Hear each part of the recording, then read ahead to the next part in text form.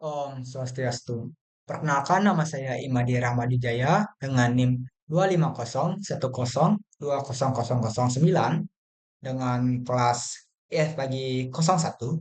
Di sini saya akan menjelaskan jawaban dari 4 soal UTS dasar-dasar pemrograman. Oke, untuk langsung saja ke soal pertama, yaitu sajikan algoritma secara naratif untuk mendeskripsikan langkah-langkah yang diperlukan dalam sistem pemesanan kamar hotel. Di sini ada kriterianya juga. Sini saya sudah membuat semua jawabannya di Word. Oke, yang pertama untuk naratifnya, oke saya bacakan. Pertama, pelanggan pelanggan memasukkan data diri berupa nama, email, nomor HP, dan lain-lain pada mesin pemesanan. Kemudian, setelah itu, pelanggan melakukan proses pemesanan. Lalu, sistem menampilkan pilihan tipe kamar, misalnya standar, premium, dan VIP. Dan durasi menginap juga ditampilkan. Pelanggan lalu memilih tipe kamar dan jumlah durasi menginap yang diinginkan dan tanggal booking. Setelah pelanggan memilih, lalu sistem akan memeriksa database untuk memvalidasi apakah tipe dan jumlah kamar yang diminta masih tersedia atau tidak untuk tanggal yang dipilih itu. Jika semua kamar dan dalam durasi menginap yang diminta tersedia, sistem akan menampilkan rincian ringkasan pelanggan, yaitu tipe kamar, total durasi menginap, dan total harganya, dan disediakan dua tombol, yaitu lanjut ke pembayaran atau batal. Jika pelanggan memilih batal, maka sistem akan mengarahkan kembali ke menu pemilihan tipe kamar, tanggal booking, dan durasi menginap. Jika sistem, maaf, jika pelanggan memilih lanjut ke pembayaran, maka sistem akan mengarahkan ke metode pembayaran. Namun, jika salah satu atau semua kamar tidak tersedia, sistem akan menampilkan pesan berupa teks. Kamar yang Anda inginkan untuk tanggal ini saat ini tidak tersedia. Dan sistem akan memberi dua tombol pilihan. Ubah kamar pilihan atau tanggal booking, atau batalkan transaksi. Jika pelanggan memilih pilihan pertama, ubah kamar pilihan atau tanggal booking, maka sistem akan kembali ke tampilan pemilihan tipe kamar. Namun jika pelanggan memilih pilihan kedua, katakan transaksi, maka sistem akan membatalkan transaksi dan kembali ke menu awal.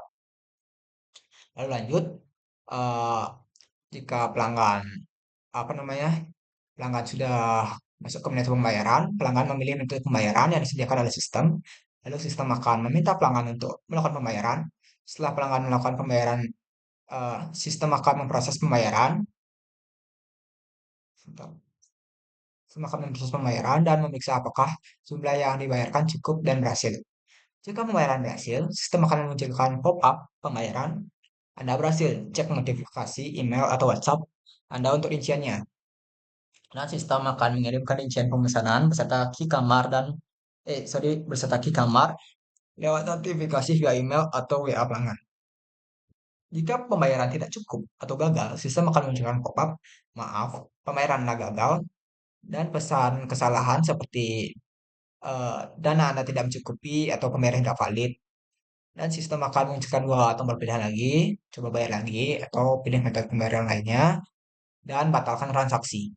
Jika pelanggan memilih pilihan pertama, maka sistem akan kembali ke menu proses pembayarannya. Jika pelanggan memilih pilihan kedua, batalkan transaksi, sistem akan membatalkan pemesanan dan transaksi berakhir. Lalu untuk yang kedua itu kan soalnya flowchart berdasarkan narasi yang saya bilang tadi, saya sebutkan tadi. Oke, sini saya sedang membuat flowchartnya. Sini, namun agar lebih enak menjelaskannya, saya pakai yang di web saja. Nah, di sini sebenarnya alurnya sama seperti naratif tadi. Nah, di sini saya mulai menggunakan Terminator, lalu data itu kan untuk input atau output ini berupa input, maaf, output dari sistem untuk menampilkan UI untuk input data pelanggan. Lalu pelanggan memasukkan data diri seperti nama, email, nomor HP menggunakan manual input karena ini karena user menginput manual ke sistem. Bukan sistem yang menyediakan langsung pilihannya, jadi saya menggunakan manual input. Lalu sistem memproses menggunakan proses. Sistem menampilkan UI untuk memilih tipe kamar, tanggal booking, dan durasi waktu. Lalu pelanggan melakukan input memilih tipe kamar, kan inputnya disediakan sistem jadi menggunakan menggunakan ini data. Lalu selanjutnya sistem memproses memeriksa database untuk validasi database apakah ada kamar tersedia atau tidak. Lalu ada decision. Kalau dia tidak tersedia, sistem akan menampilkan output berupa teks kamar tanggal booking yang ada tidak tersedia, lalu output lagi berupa dua pilihan, ubah pilihan kamar yang pertama atau batalkan transaksi, lalu ada decision. Nah, di decision ini pelanggan memilih pilihan disediakan. Jika pelanggan memilih mengubah kamar tanggal booking, dia kembali lagi ke pelanggan memilih tipe kamar ke bagian tadi. Lalu dia jika membatalkan transaksi, dia kembali ke menu awal. Namun, jika kamar pesanannya tersedia, sistem akan menampilkan rincian pesanannya kayak draftnya itu. Lalu sistem akan memberi input berupa lanjut ke pembayaran atau batalkan. Maaf, sistem akan memberikan output berupa dua pilihan lanjut ke pembayaran atau batal. Jika pelanggan memilih pilihan batal, dia akan kembali lagi ke memilih tipe kamar. Namun dia kita memilih lanjut ke pembayaran, sistem akan memprosesnya dan selanjutnya ke metode pembayaran. Sistem akan maaf, pelanggan akan memasukkan berupa input pembayaran disediakan oleh sistem. Pelanggan menginput lagi pembayaran yang sudah dipilih tadi. Lalu sistem memproses dan sistem mengeluarkan decision pembayaran itu berhasil atau tidak. Jika tidak atau gagal, sistem akan mengeluarkan output berupa notifikasi pembayaran gagal dan pesan kesalahannya. Lalu mengeluarkan output pilihan, dua pilihan, coba bayar lagi atau batalkan transaksi. Jika pelanggan memilih mencoba bayar lagi, dia akan kembali lagi ke pemilihan metode pembayaran tadi. Jika batal, dia langsung mengakhiri transaksi. Selesai. Namun jika pembayaran berhasil, sistem akan mengirimkan pop-up pembayaran Anda berhasil, dan notifikasi email atau WhatsApp Anda, karena di situ akan dikirimkan rincian pembayaran dan key kamarnya juga dikirim di sana. Lalu sini ada manual operation karena pelanggan mengecek sendiri tanpa bantuan sistem dari HP-nya. Lalu selesai. Kurang lebih seperti itu flowchart yang saya buat. Lanjut ke soal ketiga. Maaf saya izin minum sebentar. Soal ketiga buat Sidekut untuk menghitung total skor dari berbagai kategori berdasarkan artinya skor untuk menentukan kelulusan sesuai kriteria ini. Sisi saya udah buat di board. Yang pertama saya mendeklarasikan variabel, saya menggunakan integer. Kenapa saya menggunakan integer? Karena kalau saya gunakan float, nanti dia bisa ada koma. Jadi saya pikir kayak nggak isi koma biar clean. Jadi saya deklarasikan menggunakan integer. Nah, di sini ada variabel yang pertama S tugas atau untuk skor tugas, yang kedua ada S ujian untuk skor ujian, tiga skor kehadiran untuk kehadiran dan skor akhir untuk gabungan semuanya. Langkah pertama dari code-nya ini, code-nya itu menginput skor tugas dengan validasi. Ini ada input dan perulangan. Ini dalam perulangan itu sistem akan mencetak tulisan masukkan skor tugas 0 sampai 100. Di sini input S tugas dengan variabel S tugas yang didapat dari yang dimasukkan tadi, dimasukkan oleh user nanti. Di sini ada perkondisian jika skor tugasnya itu kurang dari 0 atau skor tugasnya itu lebih dari 0 maka akan menghasilkan pesan error. Di sini menggunakan OR yang berarti hanya cukup salah satu atau keduanya bisa juga terpenuhi, maka akan dijalankan. Nah, berbeda dan di sini menggunakan, maaf agak belibet, intinya until sampai skor tugasnya itu lebih lebih dari lebih dari sama dengan 0 dan skor tugasnya itu kurang dari sama dengan 100. Nah, di sini kan dan. Ini kondisinya harus terpenuhi keduanya. Dan di sini menginput skor ujian dengan validasi. Ini sama konsepnya. Jadi saya tidak repeat lagi biar durasi tidak kepanjangan. Konsepnya sama kok. Repeat dan perkondisiannya sama. Plek ketik plek. Tapi yang membedakan cuma menginputkan nilai skor ujian dengan skor ujian. Di sini kan ini kan masukkan skor tugas. Setelah validasinya juga. Di sini sama juga mengumpulkan skor, cuman bedanya skor kehadiran aja. Nah, di sini menghitung skor akhirnya. Di sini ada variabel skor akhir itu diisi dengan value value skor tugas dikali 0,40 yang mewakili 40% sesuai dengan kriteria ini, ditambah skor ujian bobot itu 50%, skor kehadiran 10%. Nah, ini semua digabung dimasukkan ke variabel skor akhir dan sistem menampilkan hasil itu mencetak dari variabel skor akhir. Maaf. Nah, di sini menampilkan status kelulusan. Di sini ada perkondisian, jika skor akhirnya itu lebih dari atau sama dengan 60, maka status itu lulus. Jika tidak, tidak lulus.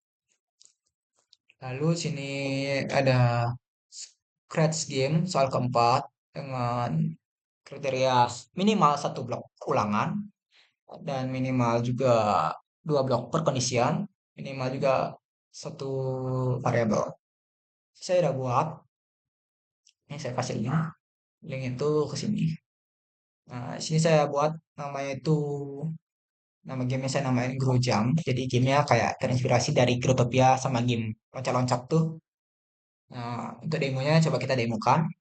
Ini menggunakan kanan kiri, arrow kanan kiri atau B sama A. Intinya jumlah sampai skornya setinggi mungkin. Nanti kalau jatuh nggak dapat kerjaan, game over. Konsepnya sederhana. Kalau misalnya si Char ini nyentuh si groundnya, maka ini akan membuat efek loncat. Nah, di sini saya ada kode gravity itu untuk buat efek loncatnya itu. Jadi kalau, nah di sini juga ada touching groundnya. Saya jelasin dari touching groundnya. Nah, di sini kan ada set gravity 25. Ini yang membuat tadi dia loncat ke 25 pixel. Lalu di gravity-nya ini dia yang buat efeknya turunnya cepat karena dia dikurang min satu, change gravity by min satu. Dan di sini ada change Y by Y itu Y, change Y by satu ini biar si charnya itu nggak nggak nggak nyentuh, nggak nggak bikin gimana ya, ground itu sampai nancep gitu, biar cara itu nggak stuck ya, nggak stuck di groundnya, biar bisa ada efek loncatnya. Di sini ada sound effect-nya saya masukin. Nah, di sini ada perulangan juga. Oh ya, saya lupa jelasin. Ini saya udah pakai lebih dari satu variabel, ada tiga variabel. Perulangan, perkondisian, forever, forever ini udah lebih dari dua lah. Ini if ini perkondisian udah lebih juga. Nah, intinya kode itu, intinya cara ini biar loncat dari groundnya. Ya loncat 25 pixel. Dan ini ada gravitinya biar, nah ini kan ada efek set speed tuh 0. Biar pas jatuh itu kameranya nggak ikut turun. Nah, kamera turun ketika kamera turun. Nah, di sini kan terlihat ada seperti repeat code. Kenapa saya buat seperti itu? Biar play again ini bisa dipencet, biar bisa mencet play again. Karena kalau nggak ada ini kan untuk mulai game itu pencet bendera ini. Soalnya saya nggak nemuin di Scratch tuh biar bisa play again itu biar mencet bendera hijau ini, saya nggak nemu karena explore Scratch cuman beberapa hari aja.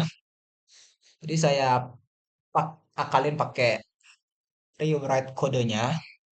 Jadi saya pakai broadcast. Jadi di sini kalau spreadnya diklik, broadcast start game dan dimulai kodenya itu.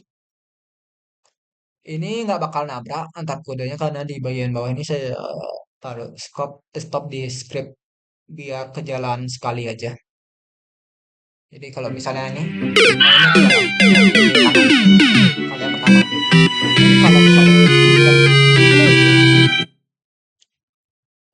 ini agak ngebug di play gamenya. Saya nggak ngerti juga sebenarnya. Padahal udah bener di kodenya. Harusnya when this right click up. Padahal gede loh. Kadang mau, kadang enggak. Nah, sini. Oke, bentar. Nah, di sini kan yang jalan udah di sini lagi jalan. Jadi nggak bakal nabrak. Intinya kurang lebih seperti itu. Di ground ini saya pakai clone itu 4 kali biar lebih. Dan di skor ini bakal nambah setiap dia tuh kelewat. Dan ini clone-nya random. Picknya 60 sampai 100 di Y-nya dan di X-nya tuh min 200 sampai 200. Nah, di sini kan ada code untuk ngatur kontrolnya di sama breaker sini biar nggak ngelebar. Nih, expositionnya biar nggak ngelebar dia kembali ke sini. Nah, kalau misalnya dia ke sini bakal mantul nggak bisa hilang lah intinya di layar ini aja. Oke, intinya game saya seperti itu. Di sini saya ada pasang banyak sound ya, biar kayak game asli. Jadi konsepnya gamenya simple aja. Kayak game.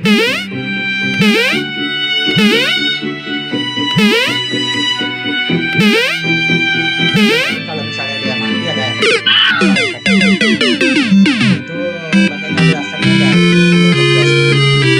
Oke, sekian dari penjelasan saya. Mohon maaf jika ada penjelasan yang kurang dapat dimengerti.